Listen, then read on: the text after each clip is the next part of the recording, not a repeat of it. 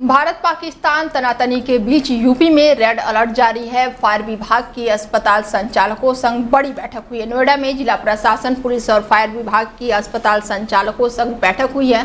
50 से अधिक सभी हॉस्पिटल बैठक में शामिल हुए और साथ ही विषम परिस्थितियों और साथ ही किसी भी स्थिति से निपटने के लिए चर्चा की।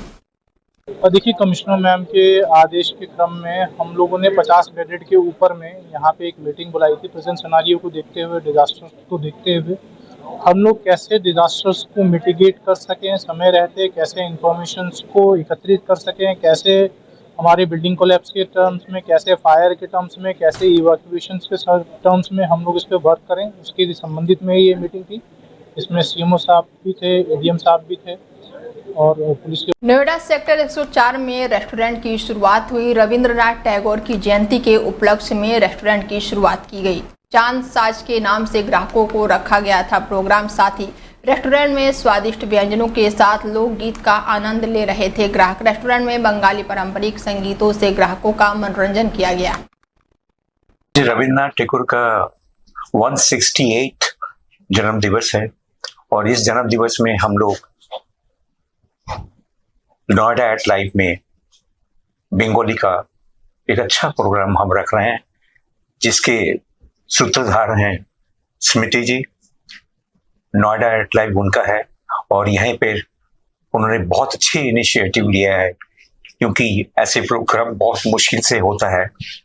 बड़े बड़े प्रोग्राम तो बहुत होते हैं, बट ऐसे एनवायरनमेंट में, एक अच्छा सा एनवायरनमेंट में नहीं, आंसू तो नहीं, बस चांद साज है हमारा आज की शाम का नाम।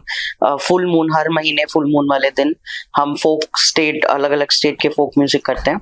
आज जब से ये जगह खुली है, हमारा 19 चांद साज नाइट है और हम 10 डिफरेंट स्टेट्स को कवर कर चुके हैं। इसमें बंगाल, कश्मीर, हिमाचल, उत्तराखंड, असम, ऐसे बहुत सारे स्टेट्स हमने कवर। खबर एटा से है, जहां पर पुलिस और एसटीएफ टीम की बड़ी कार्रवाई देखने को मिली है। बरेली के संयुक्त प्रयास से अवैध शस्त्र फैक्ट्री का पुलिस ने भंडाफोड़ किया है और इस दौरान 3 अभियुक्तों को गिरफ्तार किया गया है। पुलिस टीम ने अवैध शस्त्र फैक्ट्री से 11 तमंचा और 1 तमंचा, साथ ही 4 अधबने तमंचे बरामद किए हैं। इसके साथ ही भारी मात्रा में शस्त्र बनाने वाले उपकरण सहित एक ऑटो भी बरामद किया गया है। अवैध शस्त्र फैक्ट्री चलाने वाले दोनों अपराधी जनपद कासगंज के निवासी बताए जा रहे हैं। बरेली के सुभाष नगर 55 साल के मोर सिंह को बरेली में एसटीएफ ने तमंचा सप्लाई के मामले में पकड़ा। इसके साथ ही मोर सिंह ने तमंचे एटा में ले जाकर बरेली अलीगढ़ तमंचा की सप्लाई करता था। इस दौरान पुलिस ने बड़ी कार्रवाई करते हुए अरेस्ट कर लिया। नगर में एक अवैध शस्त्र फैक्ट्री का भंडाफोड़ किया गया है। यहाँ मौके से 2 लोगों को अरेस्ट किया गया। सीनू तथा मीनू दोनों कासगंज के रहने वाले हैं तथा अवैध तमंचे बनाने का कार्य करते हैं। इन्होंने एक फैक्ट्री नुमा पूरा रूप दे रखा है। मौके से इनके पास से भारी संख्या में असला एवं अधबने तमंचे तथा अन्य उपकरण बनाने के बरामद किए गए हैं। एक व्यक्ति जो मोरसिंह नाम का। खबर मैनपुरी से है, जहां पर पर्यटन एवं संस्कृति मंत्री ठाकुर जयवीर सिंह लोगों को जन समस्याओं को सुनने के लिए जनपद मैनपुरी के सर्किट हाउस पहुंचे, जहां उन्होंने लोगों की जन समस्याओं को सुना और वहां मौजूदा क्षेत्र अधिकारी संतोष कुमार के अलावा एसडीएम अभिषेक कुमार के समस्याओं का निस्तारण करने के कड़े निर्देश दिए। वहीं मीडिया से रूबरू होते हुए उन्होंने भारत और पाकिस्तान के बीच अघोषित युद्ध को लेकर देश की सेना का हौसला बुलंद किया। पाकिस्तान की 9 आतंकी ठिकानों पर भारत की वायुसेना द्वारा कार्रवाई की बड़ी सराहना की और पहलगाम में हुए आतंकी हमले के दौरान सुरक्षा व्यवस्था के सवालों पर सुरक्षा व्यवस्था के परत अपनी खामियों को छुपाते हुए सरकार की वाहवाही में जुटे हुए।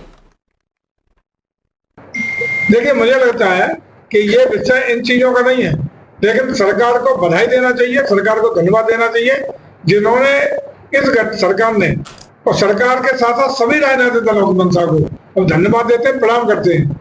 भारत की सेना को भी प्रणाम नमन करते हैं, जिन्होंने इस घटना को अति गंभीरता से लेते हुए पाकिस्तान को उसकी हैसियत बताने का, सबक सिखाने का ठोस निर्णय लेकर के दृढ़ता पूर्वक कार्रवाई करने का काम लगातार किया जा रहा है। किसनी के 2 सगे भाई सेना में, उन्होंने कल पाकिस्तानी ड्रोन मार के गिराया है। क्या बधाई, मैनपुरी का खून है, मैनपुरी की धरती के ऐसे जांबाजों को प्रणाम और सलाम। जिन्होंने देश का और देश की सेना का नाम रोशन करने का काम किया है, उनको सत सत नमन और प्रणाम। अगले कल महाराणा प्रताप सिंह की जयंती थी और अखिलेश यादव ने भी कल एक बयान दिया। उन्होंने कहा कि महापुरुषों को लेकर के राजनीति नहीं करनी चाहिए। महाराणा प्रताप जो भी। खबर सहारनपुर से, जहां पर बाइक को टक्कर मारकर पेड़ से टकराई कार, साथ ही हादसे में बाइक सवार 3 युवक गंभीर रूप से घायल हो गए।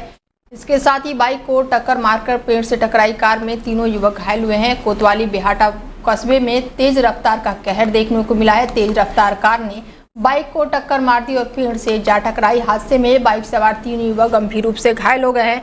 घायलों को अस्पताल में भर्ती कराया गया है। स्थिति गंभीर देखते हुए प्राथमिक उपचार के बाद से घायलों को जिला अस्पताल में भर्ती कराया गया है, जहां पर इलाज जारी है।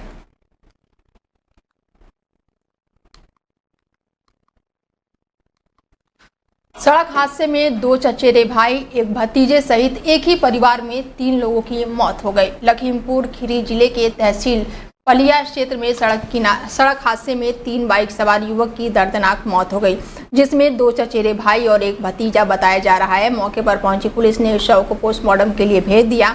दर्दनाक हादसे से मृतकों के परिजनों में कोहराम मचा हुआ है। पूरी घटना त्रिकोली गांव के पास तीनों बाइक सवार सामने से जा रहे थे। ट्रैक्टर ट्रॉली ने पीछे से टक्कर मार दी और टक्कर इतनी जबरदस्त थी कि तीनों बाइक सवार की घटनास्थल पर ही दर्दनाक मौत हो गई।